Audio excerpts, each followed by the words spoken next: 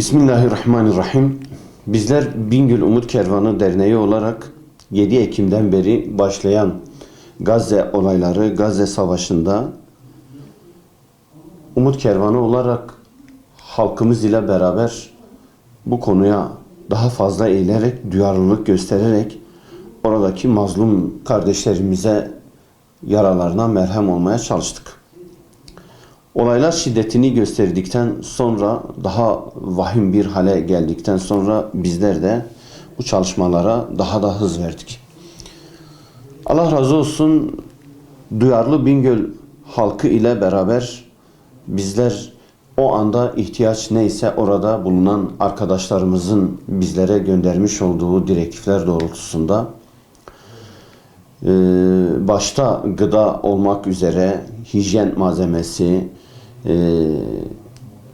ambulans ve benzeri malzemeler Umut Kervanı Derneği tarafından ve Türkiye'de bulunan diğer Umut Kervanları tarafından tedarik edilmeye çalışıldı. Bizler Bingöl halkı olarak el ele verip basın açıklamaları yapıp, yürüyüşler yapıp, kermesler düzenleyip basında ve sosyal medyada farkındalık olsun diye değişik sivil toplum kuruluşlarıyla beraber, Bingöl'de bulunan İslami Kardeşlik ve Dayanışma Platformu ile beraber, zaman zaman farklı gruplarla beraber, hasılı bunu kamuoyuna, dünyaya duyurmak için elimizden geleni yapmaya çalıştık ve bu kermes ve benzeri yardım kampanyalarından elde ettiğimiz bağışları en kısa sürede Gazze'deki kardeşlerimize gönderdik. Göndermeye de devam ediyoruz. Hakikat şu ki çok büyük bir trajedi yaşanıyor orada. Bizim şahit olmadığımız trajediler var. Çocukların bedenlerinin parçalanması, kadınların, erkeklerin bedenlerinin parçalanması insanı gerçekten de öyle bir hale getiriyor ki insan düşünmeden edemiyor. Yani bizler de bu manzaralara şahit olduk, oluyoruz, halen de oluyoruz. Cenab-ı Allah bu kardeşlerimize yardım etsin, bizi de onların yardımcısı kılsın. Nihayetinde bu yardımlarımız sürekli devam ediyor. İşte kışlık giyecek olsun, yiyecek olsun, çadır olsun, işte su tankeri olsun. Hasılı kelam bir insana ne lazımsa orada elimizden geldikçe oradaki arkadaşlarımızla istişare ederek bu yardımlarımızı ivedilikle ulaştırmaya çalışıyoruz.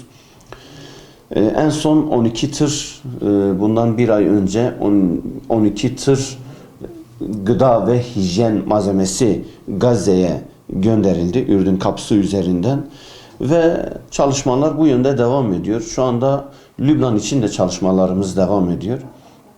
Elimizden geldikçe bizler bu kardeşlerimize yardımcı olmaya çalışacağız.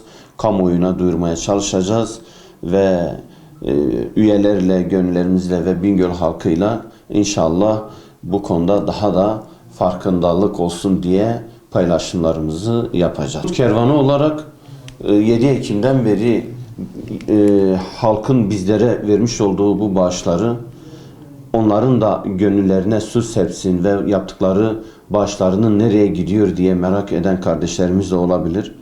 Bizler bunların videolarını kendilerine gönderdik. Sosyal medyada bu videolarımızı paylaştık. Ve elimizden geldikçe de şeffaf olmak açısından tüm sosyal medya platformlarından ve yerel gazetelerden de yaptığımız faaliyetleri kamuoyuna duyurduk. Halen de duyurmaya devam ediyoruz. Buradan tekrar çağrımız şu: önümüz kış. Havaların soğumasıyla beraber ihtiyaçlar daha da farklılık arz ediyor göründüğü kadarıyla da. Çadır yardımımız olacak, kışlık yiyecek, bot yardımımız olacak Gazze halkına. Bu konuda sizlerden destek bekliyoruz. O Müslüman kardeşlerimizi yalnız bırakmamaya gayret edelim. Hep beraber bu kardeşlerimize kardeşlik düsturu neyi gerektiriyorsa onu yapmaya çalışalım. İnşallah daha da çok duyarlı olmaya çalışacağız. Bu konuda esnaflarımızla, öğrencilerimizle, iş adamlarımızla, hasılı kim bu konu hakkında ne yapmaya ne kadar bağış yapmaya el verdiyse gücü nispetinde buradan da duyurumuzu yapıyoruz. Cenab-ı Allah şimdiden hayrınızı kabul etsin.